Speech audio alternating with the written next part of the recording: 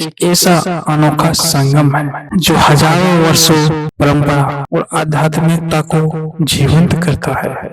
महाकुंभ के बारे में जितना ही जानने की कोशिश करेंगे, ये रहस्यमय संसार आपको अपनी ओर खींचता चला जाएगा। इस देव मेले का नाम सिर्फ लेने से दिमाग में जो छवि उभरता है वो है नागा साधुओं की, उनकी साधना, उनका वैराग्य, उनका रहस्यमय अस्तित्व के पीछे आखिर कौन सी कहानी छिपी हुई है। हर बार जब महाकुंभ का आयोजन होता है, हजारों लाखों की संख्या में नागा साधु नजर आते हैं, लेकिन जैसे ही अद्भुत पर्व समाप्त होता है, अचानक कहां गायब हो जाता है। ये सवाल अपने आप में ऐसा रहस्य है, हर किसी को चकित कर देता है। इस रहस्य के पीछे छिपी कहानी ना केवल आपको हैरान करेगी, बल्कि आपको नागा साधुओं की समझने का मौका मिलेगा। जब गंगा यमुना सरस्वती का अदृश्य संगम होता है, ये नदियों का संगम नहीं, ये आस्था, इतिहास और संस्कृति का महासंगम है। 2013 का महाकुंभ अब तक का सबसे बड़ा धार्मिक बन चुका है, जो कि 120 मिलियन से ज्यादा श्रद्धालु विजिट किए थे।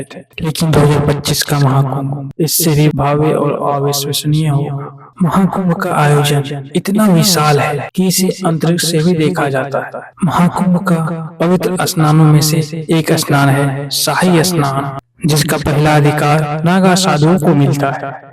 वह भक्ति, तपस्या, अद्भुत आह मंडल की तपस्या है। क्या आप जानते हैं नागा साधुओं का ये सम्मान आखिर क्यों दिया जाता है? इसके पीछे एक अद्भुत इतिहास छिपा हुआ है जो आपको विश्वास करने पर मजबूर कर देगा।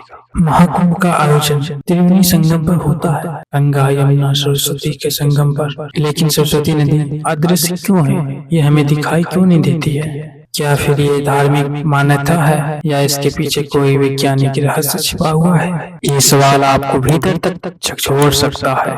प्रयागराज का अक्षय वृक्ष, जिसे अमर वृक्ष माना जाता है, सृष्टि का निर्माण और प्रलय का साक्षी रहा है। भारतीय संस्कृति इतिहास से जुड़ी हुई है। 2025 के महाकुंभ में 13 अखाड़ों भाग लेंगे। इन अखाड़ों का इतिहास बहुत पुराना है और हर अखाड़े भारतीय धर्म और संस्कृति की कहानी कहता है। इस बार किन्नर अखाड़े की समावेश भी होगा। आखिर जानते हैं ऐसा क्यों किया गया है? कुंभ शब्द संस्कृत से लिया गया है, जिसका अर्थ है कलश।